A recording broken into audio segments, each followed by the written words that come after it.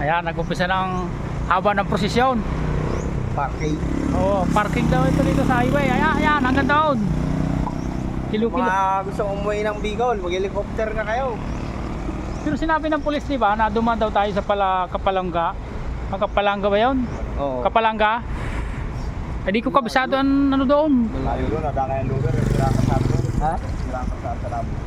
Kaya sa traffic dito, baka sa labo, sirang kasama, tapos na bumsak. Bumukong, nakakadaan ng mga kapapuntan dahil. Delikado naman pag tracking doon. Pabalahaw. Bawal ito doon, itong malalaking truck. Nadaan sa lugar. Sila yung nakakadaan. Ayan o. Ayan, yung mga uuwi ng Bicol, yung mga Bicolano. Tara na. Ari na.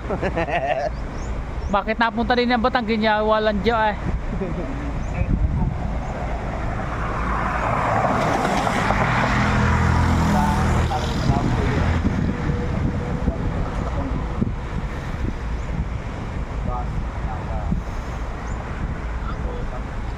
I-counter ticket ka dyan. Dali ka dyan. Bawal mag-counter, may list po doon sa ano. Motor pinapabayaan. Ay okay yan, single yan eh. Wala problema yan, single yan.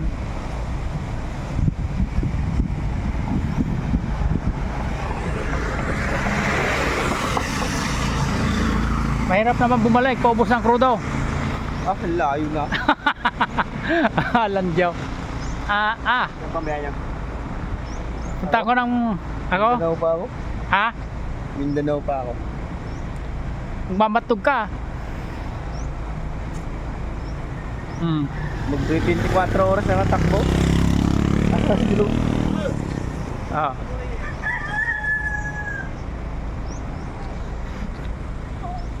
Anong bibilihin mo din ng crudo?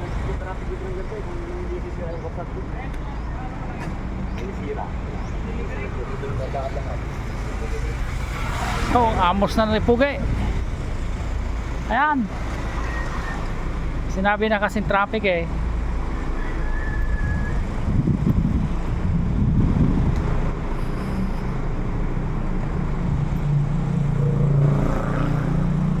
Dito ho ito sa Ragay. Ragay Kamsor. Yan.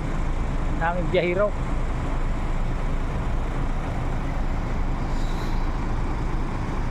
Yun, hanggang na doon.